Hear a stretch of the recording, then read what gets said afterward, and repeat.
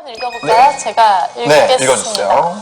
좀, 사랑방송님과 어머니의 오키 목소리로 지금 4학년 마지막 한 학기를 남겨둔 취업준비생인데요.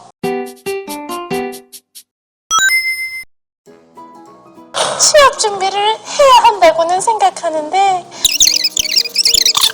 면접은 또 어떻게 볼지, 아니 그 전에 가장 먼저 무엇부터 해야 할지를 모르겠어요.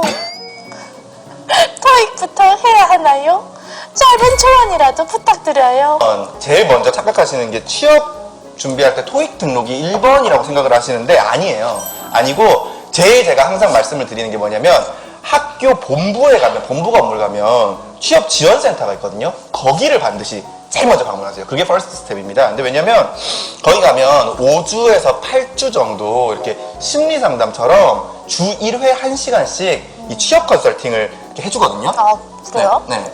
그런 좋은 서비스가 네네네, 그쵸. 있었구나. 네. 그래서 그런 데를 가시면 좀 좋고, 이게 많은 분들이 질문하시는 게 좀 이렇게 이력서 준비해가지고 그거 피드백 받는 거 아니냐고 하시는데, 두 가지를 해줘요. 취업센터에서. 뭘 두 개를 해주냐면, 첫 번째가 이제 이렇게 스펙이 준비된 분들을 보고 어디 회사를 쓰셔라 라고 얘기를 하는 게 있고, 또 한 가지는 아예 준비가 안 된 사람들 있죠. 준비가 안 된 사람들한테 이렇게 그런 좀 컨설팅을 해준다고 해야 될까요? 심리상담처럼 방향 설정을 해주시는 역할을 하기 때문에 그거를 좀 이용을 해주셨으면 좋겠고, 그래서 이게 명심하셔야 될 게 토익 같은 걸 하는 건 액션 플랜이거든요. 근데 액션 플랜은 가이드라인이 잡힌 다음에 해야 되는 거예요. 그래서 가이드라인을 못 잡고 계신 분들은 학교 교내 상담센터, 그 취업 진로센터를 방문해서 취업 컨설팅 한 8주 과정을 통해서 자기가 어떤 방향으로 가야 될지 먼저 가이드라인부터 확실하게 하시는 게 중요할 것 같아요.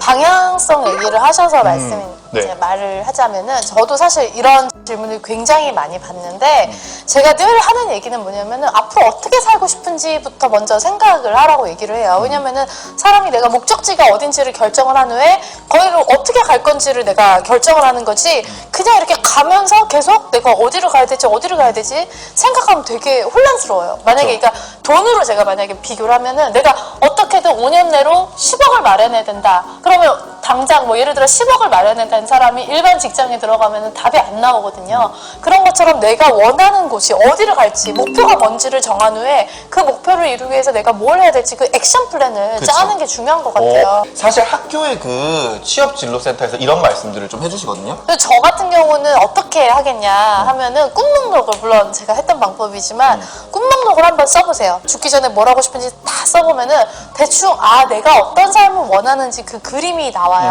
그리고 나서 그 꿈들을 좀 분류를 해보세요. 뭐 예를 들면 그것이 가족에 관한 것인지, 어떤 성취 또는 모험 또는 뭐 경제적인 돈, 이런 봉사, 이런 부분들을 좀 분류를 해보잖아요. 그러면 내가 나한테 뭐가 중요한지를 좀 깨달을 수가 있는 것 같아요. 그러면 그 중요한 가치를 내 커리어 플랜에 반영을 한번 해보세요. 내가 지금 현재 가진 게 뭔지, 내가 가진 스펙을 가지고 미래를 결정하는 게 아니고요.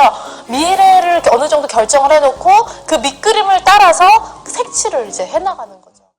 프로그래밍 쪽으로 해서 웹 쪽으로? 네네. 네. 반에서 꼴찌하고 있어요. 조금 충격적인 발언. 네, 감사합니다. 민자 씨 얼굴과 목소리 예쁘나 반에서 꼴찌.